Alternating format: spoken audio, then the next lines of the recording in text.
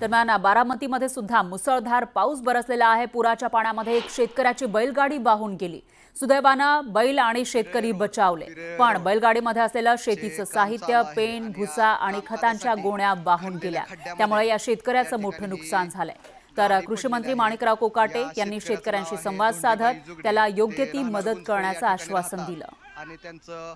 येण्या जाण्यासाठी हाच रोड ही दृश्य आपण बघू शकतो। एक्सक्लुझिव्ह अशी दृश्य आहेत। कशा पद्धतीने बैलगाडी ही वाहून जातीये, लोक तिला बाहेर काढण्याचा प्रयत्न करतायत, मात्र एवढ्या मोठ्या संख्येने लोकांनी ओढले तरी सुद्धा ती बैलगाडी मात्र पाण्याच्या प्रवाहामध्ये पुढे जाताना दिसून येते आणि त्यामध्ये या शेतकऱ्याची बैलगाडी ही वाहून गेलेली आहे। बैल आणि शेतकरी यांना सुखरूप बाहेर काढण्यात यश आलंय। काम चालू आहे आणि बैलगाडी बैल वाचले का तुमचे? हां, बैल वाचला की। गाडी आणि युरिया वाहून गेला ना? हां, युरिया आणि पेंडपोती पण होती, भुसा आणि इंधरणे। बर बर बर, मी त्या आमच्या कृषी अधिकाऱ्याला सूचना देतो। हां, आणि ते पंचनामा करून तुमचं काय असेल ते काय मदत करता येईल करायचं प्रयत्न। ठीक आहे ठीक आहे। हो, आणले ते काल। मला नंतर तुम्हाला कोणी कॉन्टॅक्ट करता आला तर नंतर मला फोन केला तरी चालेल। बरं, चालतंय सर, सांगतो, ह्यांच्याकडून नंबर घेऊन करतो। हां हां, करा फोन। तर आपण बघितलेलं आहे राज्यामध्ये वेगवेगळ्या ठिकाणी कशा पद्धतीने पावसानं दाणादाण उडवलेली आहे आणि लोक हैराण झाल्याचंही अनेक ठिकाणी आपल्याला दिसतंय। तर ही दृश्य आपल्याकडे आहेत नाशिकच्या सिन्नरमधली, भीमाशंकरमधली, माळशिरस आणि इंदापूर इथली दृश्य आपण बघितली तर सगळीकडे पाणीच पाणी दिसतंय। नाशिकच्या सिन्नर तालुक्यात झालेल्या मुसळधार पावसानं रस्त्यांना नदीचं स्वरूप आलं। तर पुणे जिल्ह्याच्या खेड तालुक्यातील भीमाशंकर परिसरात जोरदार पाऊस झालेला आहे, त्यामुळे पावसाचा हाहाकार या ठिकाणी पाहायला मिळाला। तर डोंगरकड्यावरील ओढे नाले दुथडी भरून वाहू लागलेत आणि भीमा नदीला पहिल्याच पावसात पूर आला। तर माळशिरस तालुक्यामध्ये मुसळधार पावसानं झोडपून काढलेला आहे। इंदापूर तालुक्यात सलग 5 ते 7 दिवस पाऊस पडतोय, त्यामुळे मोठ्या प्रमाणामध्ये लोकांचं नुकसान झालंय।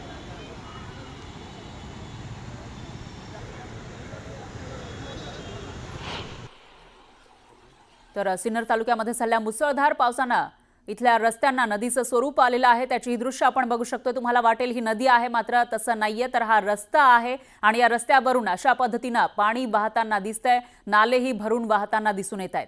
देव नदीला या मुसळधार पावसामुळे पूर आलेला आहे, तर जनजीवन इथलं पूर्णतः विस्कळीत झालंय आणि काही ठिकाणी झाडंही पडलेली आहे, त्यामुळे अनेक गावांचा संपर्क तुटलाय। तर शेतकऱ्यांच्या शेतामध्ये पावसाचं पाणी घुसलेलं आहे, त्यामुळे शेती पिकांचंही मोठ्या प्रमाणात नुकसान झालंय।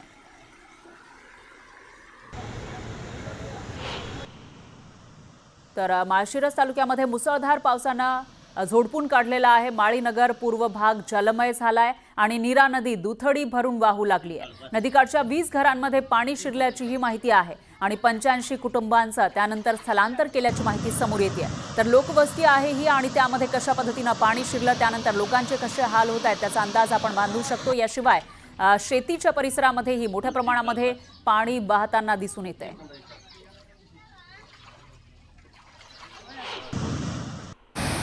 तर तिसरीकडे भीमाशंकर परिसरातही जोरदार पावसानं हाहाकार माजवलेला आहे। डोंगरकड्यावरील ओढे नाले दुथडी भरून वाहत आहेत आणि भीमा नदीला पहिल्याच पावसामध्ये पूर आलाय। तर माळशिरस तालुक्यामध्ये मुसळधार पावसानं या तालुक्याला झोडपून काढल्याचं दिसतंय आणि त्यानंतरची ही दृश्य आपण बघू शकतोय।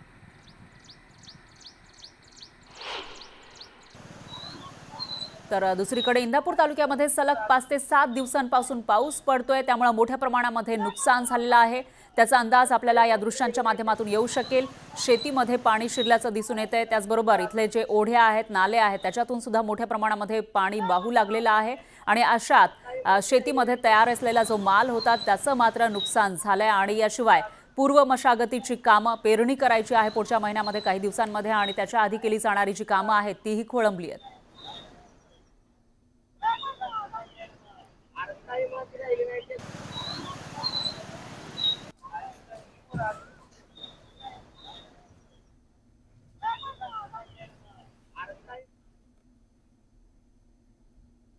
तर कोकणात गेल्या 24 तासांमध्ये मुसळधार पाऊस बरसतोय आणि इथलं जनजीवन विस्कळीत झालेलं आहे।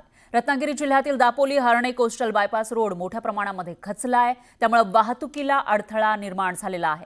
आणि याविषयी अधिक माहितीसाठी आपले प्रतिनिधी शिवाजी गोरे हे थेट रत्नागिरीमधून आपल्यासोबत जोडले गेले आहेत। शिवाजी, काय सांगाल, कोकणात दरवर्षी चांगला पाऊस पडतो, जास्तही पाऊस पडतो, मात्र आता मे महिना सुरू आहे आणि अशामध्ये कोसळणारा हा जो धो-धो पाऊस आहे त्यामुळे नेमका काय परिणाम आपल्याला दिसून येतो आणि दुसरं म्हणजे Dapoli Harne coastal bypass road खचल्याची माहिती आहे, त्या ठिकाणी सध्या कशी स्थिती आहे? फरा कोकणामध्ये गेल्या 24 तासापासून मुसळधार पाऊस कोसळतोय. रत्नागिरी जिल्हा नव्हे तर संपूर्ण कोकणामध्ये धुवाधार पाऊस कोसळतोय. त्यामुळे ठिकठिकाणी जनजीवन विस्कळीत झाल्याचं पाहायला मिळते. नद्या दुथडी भरून वाहत आहेत तर काही ठिकाणी दरडी कोसळण्याचं प्रमाण सुद्धा वाढलेलं आहे.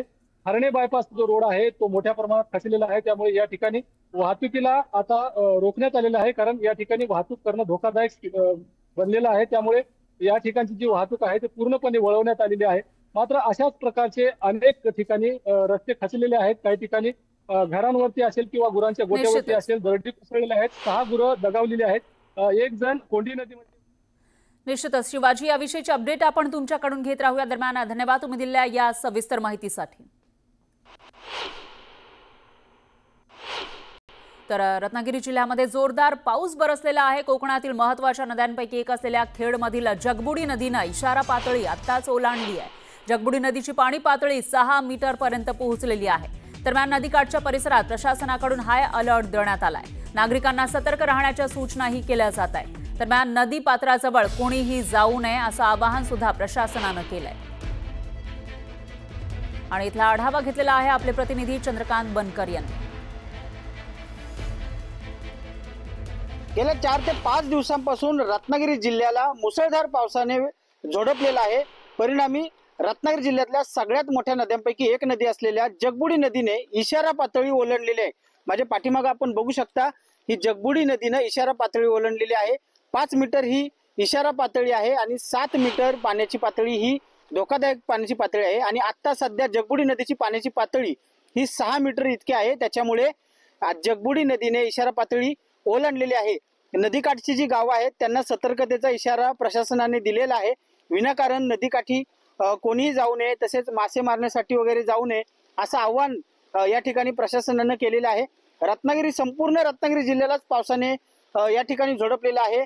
इतर ज्या नद्या आहेत, वाशिष्ठी आहे, त्याच्यानंतर संगमेश्वरची नदी असेल, या सर्व नद्यांना आता जरी इशारा पातळीच्या खाली असल्या तरी सुद्धा सतर्कतेचा इशारा शासनानं दिलेला आहे. काही ठिकाणी जे लोक आहेत ते अतिउत्साहात पाण्यात जातात. त्या ठिकाणी पाण्यात बुडण्याच्या घटना देखील 2 ठिकाणी दापोली आणि चिपळूण या ठिकाणी घडलेल्या आहेत. सुदैवाने चिपळूणला जीवितहानी झाली नाही, मात्र प्रशासनाने विनाकारण नदीकाठी न जाण्याचं आवाहन या ठिकाणी केलेलं आहे. चंद्रकांत बनकर, न्यूज 18 लोकमत, खेड, रत्नागिरी. दरम्यान गेल्या 5 ते 6 दिवसांपासून सततच्या पडणाऱ्या पावसामुळे सांगलीच्या कृष्णा आणि वारणा नदीच्या पाणी पातळीतही वाढ झाली आहे. कृष्णा नदीची पाणी पातळी ही जवळजवळ 15 फुटांपर्यंत पोहोचली आहे. जिल्ह्यामध्ये पावसाची संततधार सुरूच आहे. त्यामुळे शेतीला पूरक असा पाऊस आत्ता पडतोय. मात्र नदीच्या पाणी पातळीमध्ये ही वाढ होतीये. तर सोलापूर जिल्ह्यामध्ये सुद्धा जोरदार पाऊस सुरू आहे. त्यामुळे चंद्रभागा नदीच्या पाणी पातळीमध्ये वाढ झाली आहे. ऐतिहासिक ब्रिटिशकालीन दगडी पूल हा पाण्याखाली गेलाय.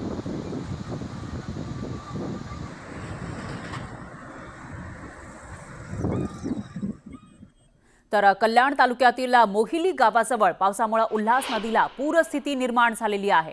नदीच्या पाण्याची पातळी झपाट्याने वाढतीये. त्यामुळे 3 गुराखी अडकून पडले होते आणि KDMC अग्निशमन दल घटनास्थळी पोहोचलं. मात्र पाण्याचा प्रवाह जास्त असल्यामुळे बचाव कार्यात अडथळा येत होता. अशा वेळी 2 धाडसी स्थानिक तरुणांनी जीवाची पर्वा न करता बेटावर अडकलेल्या तिघांची यशस्वी सुटका केली.